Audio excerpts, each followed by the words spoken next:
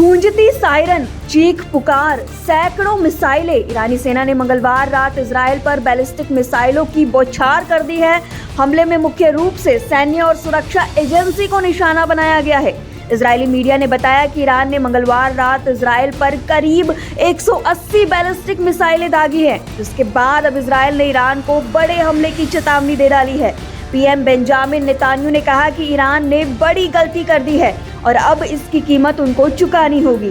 Israel रक्षा बलों के अनुसार इजरायली वायु रक्षा प्रणाली ने ईरान द्वारा दागी गई 180 बैलिस्टिक मिसाइलों में से एक बड़ी संख्या को लक्ष्य से पहले ही रोक दिया। हालांकि बाद में इजरायल की ओर से एक बयान जारी कर कहा गया कि ईरानी मिसाइल हमले के बाद बहुत कम लोग घायल हुए हैं और आम जनता बंकरों से बाहर निकल सकती है। ईरान ने मंगलवार को इजरायल पर बैलिस्टिक मिसाइलों की बौछार कर दी, जिसमें से एक मिसाइल इजरायली खुफिया सेवा मोसाद के तेल अवीव मुख्यालय के पास गिरी। सोशल मीडिया पर सामने आए एक वीडियो में मिसाइल हमले के बाद मोसाद मुख्यालय के पास एक बड़ा गड्ढा दिखाई दे रहा है। स्थिति अब ऐसी है कि इजरायल और ईरान के बीच किसी भी समय महाजंग छिड़ सकता है। बीते दिन ईरान ने इजरायल पर कई मिसाइल हमले किए, जिसके बाद अब इजरायल ने जवाबी कार्रवाई करने की कसम खाई है। ईरानी हमले के कुछ घंटों बाद नेतान्याहू ने सुरक्षा कैबिनेट की बैठक के दौरान कहा कि ईरान ने आज एक बड़ी गलती की है और उसे इसकी कीमत चुकानी होगी। तो वहीं दूसरी तरफ ईरान की सरकार ने एक पोस्टर जारी किया है, जैसे इजरायल ने हिजबुल्लाह कमांडरों का एक पोस्टर जारी किया था। इस पोस्टर में टॉप पर नेतान्याहू का नाम शामिल है। मिसाइल हमले के बाद अब ईरान ने इजरायल पर पोस्टर वॉर शुरू कर दिया है। इजरायल के चैनल 13 टीवी समाचार ने बताया कि ईरान से कम 200 बैलिस्टिक मिसाइलें दागी गई, जिससे पूरे देश में सायरन बजने लगे और लाखों निवासी आश्रयों की ओर भागे। सेना ने कहा कि ज्यादातर मिसाइलों को नष्ट कर दिया गया है, लेकिन पूरे देश में कई बड़े विस्फोट सुने गए। उधर इजरायली रक्षा मंत्री योव गैलेंट ने कहा कि हम ईरान की इस गलती को माफ नहीं करेंगे। उन्होंने कहा कि अब या तो ईरान रहेगा या फिर इजराइल रहेगा।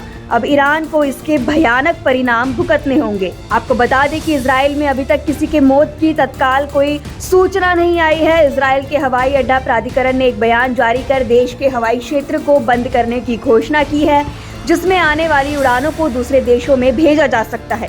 समाचार एजेंसी सिन्हुआ की रिपोर्ट के अनुसार सुरक्षा चिंताओं के कारण जॉर्डन और इराक के पड़ोसी देशों ने भी उड़ानों के लिए अपने हवाई क्षेत्र को अस्थायी रूप से बंद करने और हवाई यातायात को निलंबित करने की घोषणा की है।